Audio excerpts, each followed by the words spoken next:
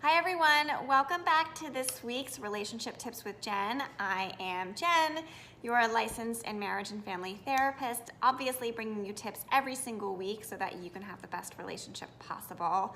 And today's amazing tip is going to be, drum roll please, all about the emotional benefits that come from having a pet.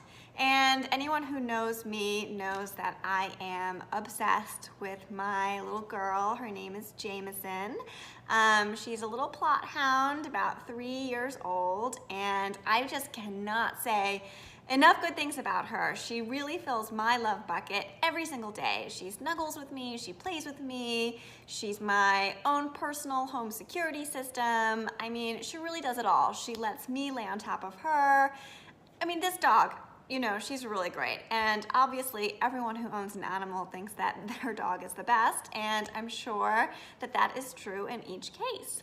And today it is very important to me to talk to you about how having a pet can help you emotionally through so many different moments of your life, as I know that Jameson, slash I call her JMO for short, she has helped me through mine. So the first emotional benefit that comes from owning a pet is that they keep you active. Yes, which a lot of people already know this, but owning an animal will force you to play with them around the house, which I know for me can be exhausting. If you own a dog, then you're forced to take them out bright and early, go for a walk, take them out in the middle of the day, take them out at night. And all of this is really good for your cardiovascular and heart health. And there's also research that proves that owning a pet will decrease your risk of having a stroke, and also they will lower your BMI. So if there's any good reason to get an animal, it's this. They force you to just get out, be active, and be healthy. Another emotional benefit that comes from having a pet is that pets reduce anxiety and depression. Pets, and domesticated pets specifically, are very, very smart, and they have learned through evolution that if they communicate with their humans, then they can survive. And we humans have also done the same thing.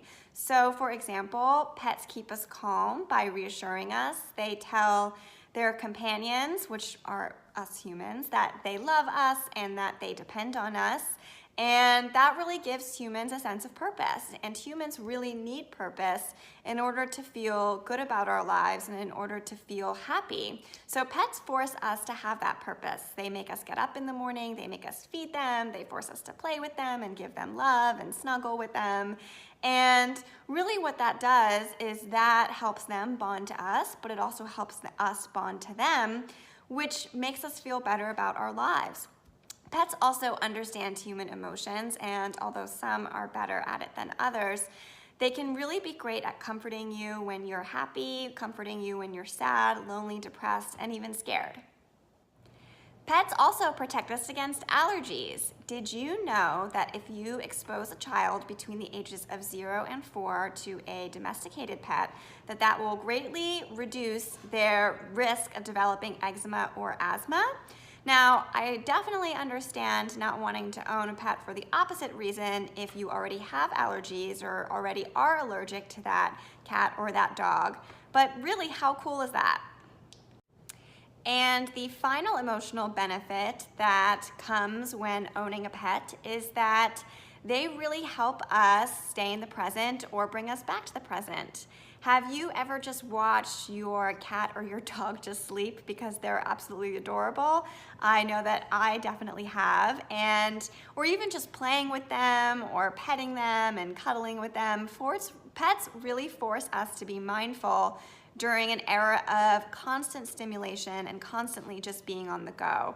They teach us to honestly put down our phones, turn our heads away from the TV, and pay attention to their cuteness for just a little while, and they bring us to what's happening right in the immediate now.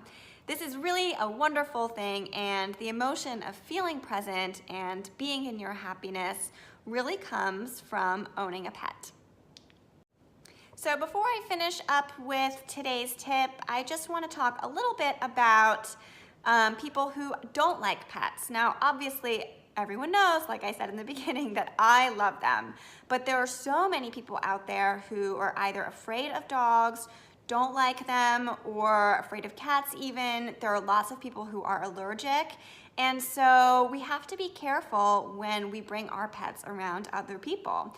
So whenever somebody new comes to my home, the first thing that I always ask them is, how are you with dogs? Do you like dogs? Are you allergic to dogs? And if they say that they're not okay or they're afraid, then immediately I put Jameson in the other room and I keep her hidden from that person, because that person's safety is, at the end of the day, more important than how much I love my dog.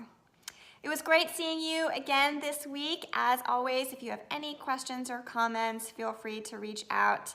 And if not, I will see you next week for another relationship tip with Jen.